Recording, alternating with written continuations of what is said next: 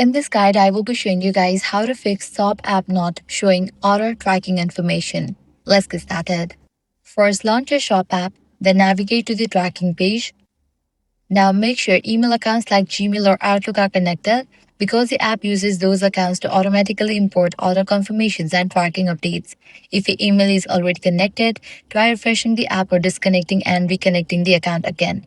Next, check for app update. So launch App Store or Play Store, search for the app shop. If you see the option update, click on it.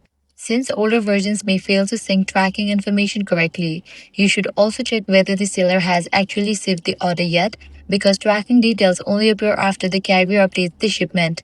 If the order still does not appear, try manually adding the tracking number inside the app if that option is available.